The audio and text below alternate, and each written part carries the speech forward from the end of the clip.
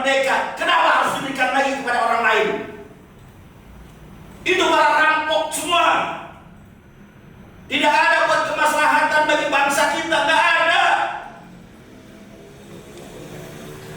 IKN begitu dahsyatnya dengan nilai yang luar biasa, ratusan triliun. Andaikan dana tersebut diperuntukkan untuk kesehatan kah, diperuntukkan untuk pendidikan kah, infrastruktur yang lainnya kah? Coba lihat di Lebak sana, coba lihat di Rangkas sana.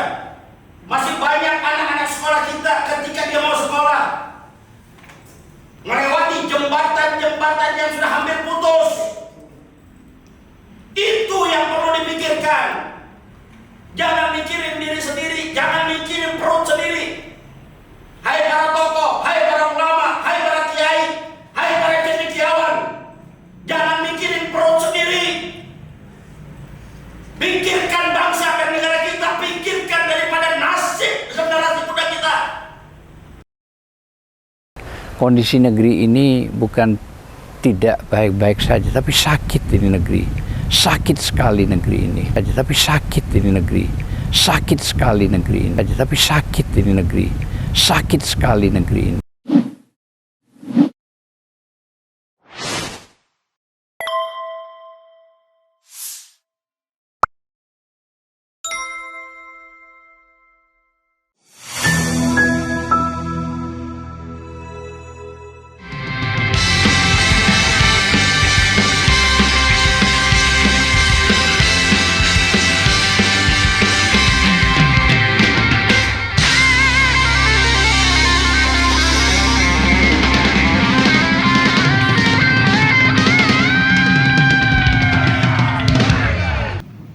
Presiden Jokowi demi hukum akan lengser 20 Oktober 2004 seiring habisnya masa jabatannya sebagai Presiden periode kedua tahun 2019-2024.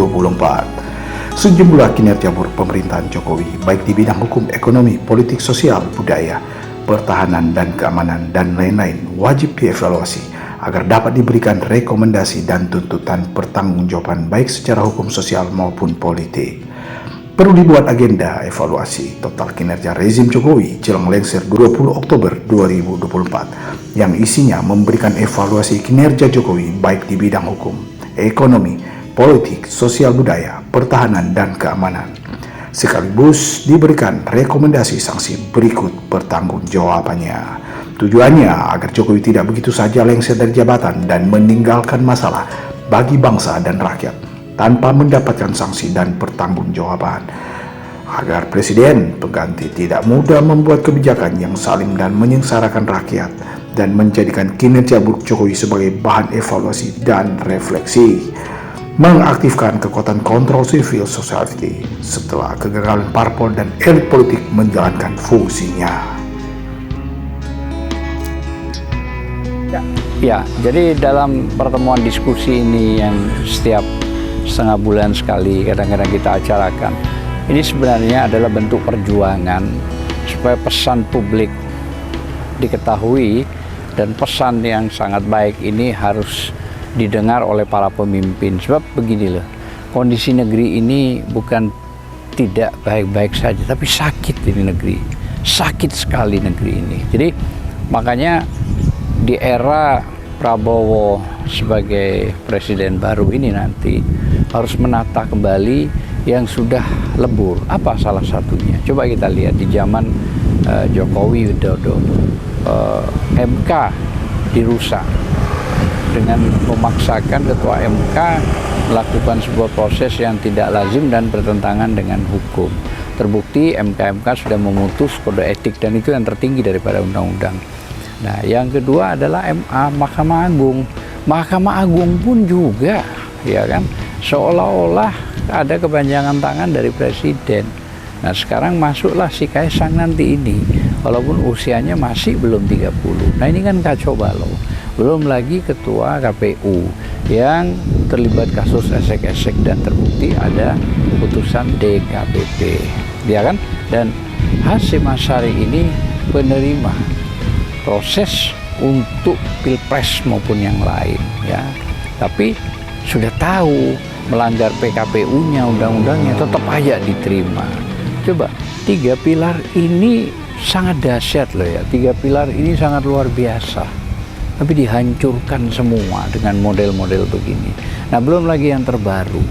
Setelah lengser, ternyata ada pikiran baru, yaitu pikiran apa?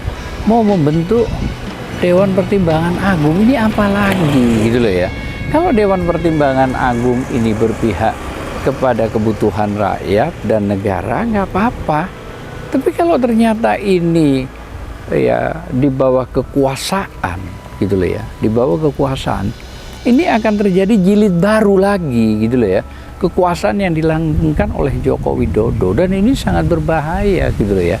Buat apa kok ada Dewan Pertimbangan Agung? Ini mau dibawa kemana negeri ini? Maksud saya 282 juta ini loh. Nah, Anda tahu sendiri Joko Widodo ini kan yang terkenal pembohong lah. Banyak sekali track record dia di media-media ya, masuk media Anda juga mengetahui kebohongan-kebohongan presiden kita ini yang sampai sekarang ini seolah-olah ada pembenaran. Terus di mana rahmatnya gitu loh negeri kita? Padahal negeri kita ini diberi kerahmatan. Kalau sudah pemimpin berbohong kepada rakyatnya, ini kan berbahaya gitu loh ya. Khawatir azab yang datang dan diturunkan dari Allah, kita-kita yang sehat, berakal sehat, kata Rocky Gerung, akhirnya jadi kena azab gitu loh ya. Terbukti sekarang ada satu kasus lagi yang besar soal IKN. Omongannya mau berkantor bulan 7 bohong lagi. Itu sudah tersebar di mana-mana. Nah, apakah konteks IKN ini akan berjalan? Saya yakin sulit itu akan. Tapi sampai detik ini yang katanya 1.200 investor menandatangani bohong semua lagi. Tidak ada satu investor pun yang mau melanjutkan atau berinvestasi di IKN tersebut. Nah, terus bagaimana kalau kayak gini ini? Ini fakta yang nggak bisa dibantah gitu loh ya.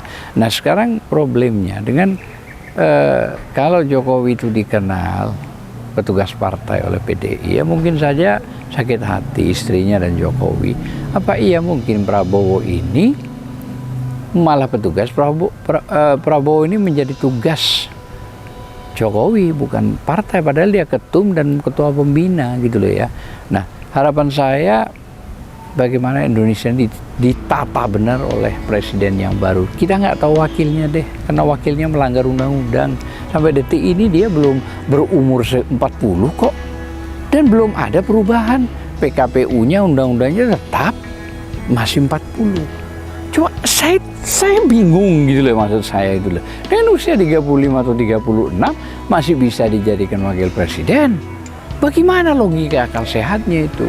Ya saya kira pada rekan-rekan jurnalis lah yang lebih tahu. Mungkin itu. Civil society ini kan sudah melakukan bentuk opini dan luar biasa.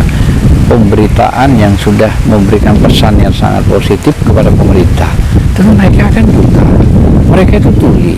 Mereka tidak mau tahu. Nah ini maksud saya. Kenapa dengan jumlah yang sebegitu besar, 282 juta dikibulin, dengan cara-cara yang mereka bukan seolah-olah, mereka lebih condong kepada oligarki. Nah, oligarki ini 2%.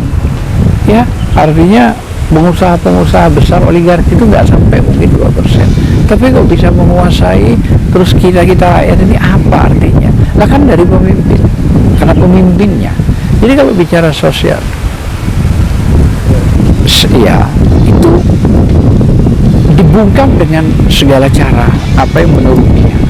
Semua lini keadilan dimatikan. Semua lini tempat mereka mencari keadilan itu juga sudah dimatikan. Nah, sehingga bagaimana kalau begini caranya? Terus ya satu-satunya jalan dari kelompok kita supaya bagaimana ormas-ormas besar ini bergabung, artinya memberikan suara yang cukup profesional, keras, pedas, dan itu menyangkut juga penegakan bukan cuma ukhuwah, tapi ini penegakan hukum, penegakan keadilan. Karena ini sudah bukan cuma dirobek, dia hancur leburkan proses ini. Anda lihat, semua teroris Muslim, tidak ada satupun ya bukan orang Muslim. Dan itu pun juga semua mentah. Lah kita tangani kok kasusnya Farid Okbah CS tuh. Tidak ada pembuktian, tidak ada saksi. Pelapornya pun tidak hadir. Bagaimana bisa diputus itu? Saya kira mungkin itu aja sementara yang bisa saya sampaikan.